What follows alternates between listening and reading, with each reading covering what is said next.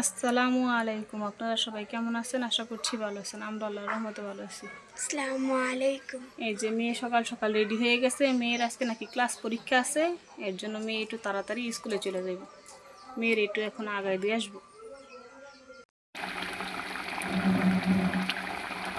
এই যে আজকে রান্না বসাইছি তেলাপিয়া মাছ ডাটা দিয়ে, আর এইদিকে ডাল রান্না করছি আর ভাত রান্না করছি। আজকে থেরাপি দিতে চলে গেছিলাম। থেরাপি দিয়ে আসতে আসতে আমার আজান দিয়ে নিয়েছে, 1টা বেজে গেছে। আইসা তাড়াহুড়া করে রান্না বসাইছি। আমি মাছ টাছ সব ভিজায় রেখে গেছিলাম। থেরাপি দিতে গেছি, ওইখানে আবার কারেন্ট চলে গেছে।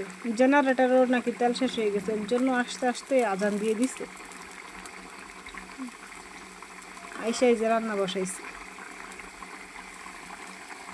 তরকারিটা আমার আরেকটু হইব, আর একটু হইলে জিরা গুঁড়া দিয়ে নামাই নেব। ধনিয়া পাতা নাই, এর জন্য জিরা গুঁড়া দিব।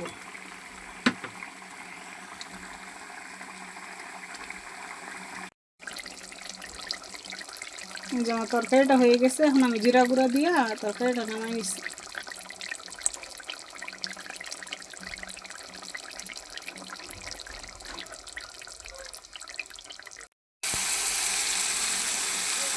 এই যে আজকে রাতের জন্য রান্না করতেছি মুরগির গোস্ত।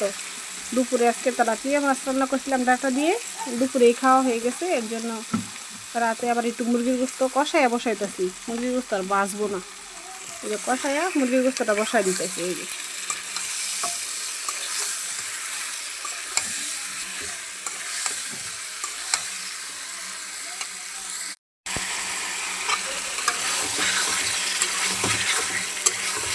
মুরগির গোস্ত আবার ভালো করে কষানো হয়ে গেছে।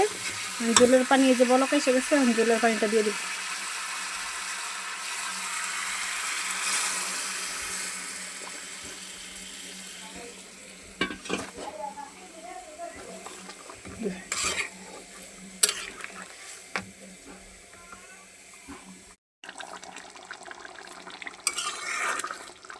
এই যে তরকারিটা হয়ে গেছে, এখন আমি এই যে জিরা গুঁড়া দিয়ে দিছি। তরকারিটা এখন নামাই নিব।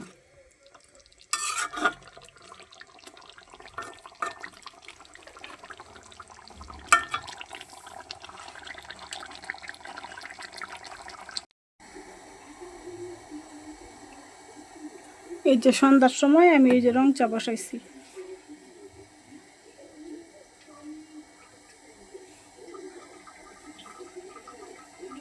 চাটা আমার জাল দেওয়া হয়ে গেছে, চাটা এখন ডাইলা নিব।